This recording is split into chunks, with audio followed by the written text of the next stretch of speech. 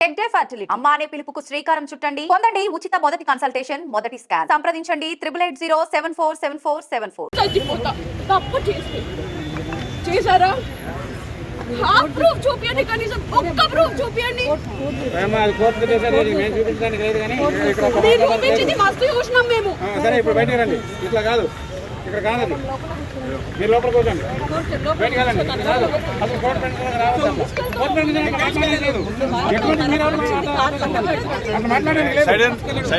అట్లా మాట్లాడడానికి లేదు, మీరు బయటకు వెళ్ళండి. అట్లా లేదు, మీరు బయట మాట్లాడండి. అది నువ్వు చెప్పేది కాదమ్మా, నువ్వు చెప్పేది కాదు, నువ్వు చెప్పేది కాదు. అది ఆగు,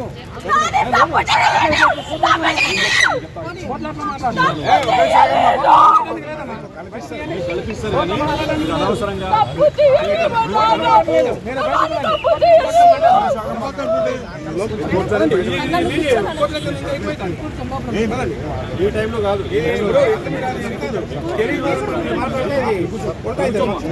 దాంట్లో కూర్చోండి, దాంట్లో కూర్చొని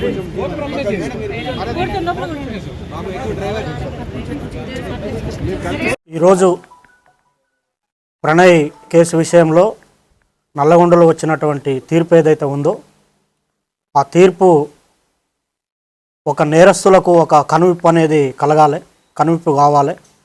ఎందుకంటే మా బాబు ప్రణయ్ హత్య జరిగినప్పుడు ఇదే చివరి హత్య జరగాలని చెప్పి జస్టిస్ ఫర్ ప్రణయ్ అని చెప్పి చాలా మేము పోరాటం చేశాము.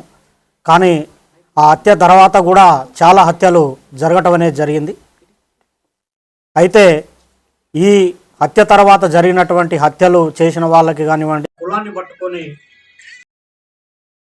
వేలాడే వాళ్లకు, కుల దురంకార హత్యలు చేసే వాళ్లకు, తర్వాత కన్న కూతుర్లను చంపుకునే వాళ్లకు, కన్న కొడుకులను చంపుకునే వాళ్లకు, అవతలి వ్యక్తులను చంపే వాళ్లకు కులం పేరుతోని ఈ యొక్క తీర్పు అనేది కనువిప్పు కావాలని నేను కోరుకుంటున్నాను. వాస్తవంగా ఈ ఇన్సిడెంట్ తర్వాత మీ అందరికీ తెలుసు, చాలా లాస్ అయిపోయాం మేము. ఇప్పుడు మాకు కొడుకు లేకుండా పోయాడు, అమృతకి భర్త లేకుండా, తర్వాత నా మనవనికి తండ్రి లేకుండా పోయాడు. తర్వాత మారుతిరావు ఆయన అమృత ఫాదర్ ఆయన కూడా సూసైడ్ చేసుకున్నాడు. తర్వాత ఈ ఇందులో ఉన్నటువంటి 7 మందికి ఆ సుభాష్ శర్మకి ఉరిశిక్ష, తర్వాత మిగతా 7గురికి 6 మందికి జీవిత ఖైదు విధించడం అనేది జరిగింది. వారి కుటుంబాలు కూడా బాధపడుతూ ఉంటాయి. కాబట్టి ఎవరైతే ఈ సుపారీలు తీసుకొని హత్యలు చేసే వాళ్ళకి ఇది ఒక కనువిప్పు కావాలి. ఏదన్నా ఉంటే మాట్లాడుకోవటం కానివ్వండి, సమస్య పరిష్కారానికి సామరస్యంగా చేసుకోవాలి తప్ప మేనేజ్ చేయొచ్చులే, వాళ్ళకి అంతో ఇంతో డబ్బులు ఇవ్వచ్చులే, మేనేజ్ చేయొచ్చులే అని చెప్పి చంపడం అనేది కరెక్ట్ కాదు. ఈ కేసు విషయంలో మమ్మల్ని కూడా అనేక రకమైనటువంటి ప్రలోభాలు పెట్టినప్పటికి కూడా మేము ఎక్కడ లొంగకుండా న్యాయం జరగాలి, ఈ హత్యతోని మిగతా కుల హత్యలు ఆగిపోవాలని చెప్పి మేము పోరాటం అనేది చేయటం జరిగింది. 6.5 సంవత్సరాలు మేము ఎదురు చూసాము న్యాయం కోసం, మేము సాక్ష్యం చెప్పి. ఇందులో ముఖ్యమైనటువంటి పాత్ర పోషించినటువంటి అప్పటి డిఎస్పి శ్రీనివాస్ గారికి ప్రత్యేకమైన కృతజ్ఞతలు ఈ సందర్భంగా తెలియజేస్తూ ఉన్నాను. ఎందుకంటే సారు ఐఓగా చాలా గొప్పగా ఆ కేసును పకడ్బందీగా, చాలామంది మమ్మల్ని అన్నారు ఎందుకు కేసు లేట్ అవుతుంది, ఛార్జ్షీట్ లేట్ అవుతుంది, ఏదో జరుగుతుందని. కానీ సార్ మీద మేము నమ్మకం పెట్టుకొని ఉండటం వల్ల లేట్ అయినప్పటికి కూడా ఒక పకడ్బందీ 200 పేజీల ఛార్జ్షీటు, దాదాపు 100 మంది సాక్షులను పెట్టి ఛార్జ్షీట్ వేసి గట్టిగా కేసును పకడ్బందీగా చేశారు. తర్వాత దానికి సహకరించినటువంటి ఎస్పీ రంగనాథ్ గారికి కూడా ఈ సందర్భంగా ప్రత్యేకమైన కృతజ్ఞతలు తెలియజేస్తూ ఉన్నాను. సార్ ఆధ్వర్యంలో మంచి టీము ఆ సుభాష్ శర్మను ఆ రోజు వెళ్ళి పట్టుకోవటము, తర్వాత నిందితులందరినీ పట్టుకోవటం విషయంలో కూడా సారు అనేకమైనటువంటి టెక్నిక్స్ ఉపయోగించి, టెక్నికల్ ఎవిడెన్స్ ఉపయోగించి తర్వాత ఈ సాక్ష్యాలను కూడా ప్రొడ్యూస్ చేయడం అనేది జరిగింది.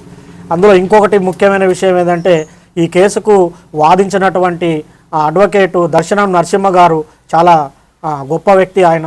ఎందుకంటే ఆయనకు కూడా ఎలాంటి ప్రలోభాలకు లొంగకుండా ఒక న్యాయం అనేది జరగాలి, ఈ సొసైటీలో న్యాయం ఉండాలని చెప్పి ఆయన కూడా గట్టిగా ఎలాంటి ప్రలోభాలకు లోను కాకుండా ఆయన కూడా చివరి వరకు కూడా న్యాయం కోసం పోరాటం అనేది చేయటం జరిగింది. చివరికి ఈరోజు వచ్చినటువంటి తీర్పుతోని న్యాయం అనేది జరిగింది. వాస్తవంగా అందరూ మీకు సంతోషంగా ఉందంటారంటే సంతోషం కాదు, ఇది వాస్తవంగా ఏంటంటే నా బాధను ఎవరు తీర్చలేరు, నాకు కొడుకు లేని బాధ ఎవరు తీర్చలేరు. మేము ప్రతినిత్యం బాధపడుతూనే ఉన్నాం.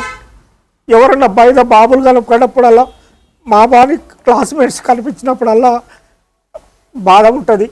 కాబట్టి దయచేసి నేను చెప్పేది ఏంటంటే చంపుకోవటం అనేది కరెక్ట్ కాదు. ఇప్పుడు నా మనవాడు ఉన్నాడు, మనవడిని కూడా మేము చూసుకోవాలి. మాకు ఎవరి మీద కోపాలు లేవు. మేము ఈ కేసు విషయంలో సాక్ష్యం చెప్పాము.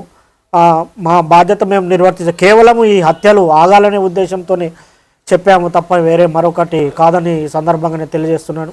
న్యాయస్థానం కూడా కరెక్ట్ అయిన తీర్పిచ్చింది. ఈ సందర్భంగా చిట్ట చివరిగా నేను చెప్పేటి ఒకటే, న్యాయం అనేది ఉంటుంది. పోలీసులు కానివ్వండి, చట్టం కానివ్వండి, న్యాయమూర్తులు కానివ్వండి, న్యాయవాదులు కానివ్వండి ప్రలోభాలకు లొంగుకారు. ఈ దేశంలో, ఈ రాష్ట్రంలో, ఈ సమాజంలో న్యాయం అనేది ఉందని మరొకసారి రుజువందని తెలియజేసుకుంటూ సెలవు తీసుకుంటాను.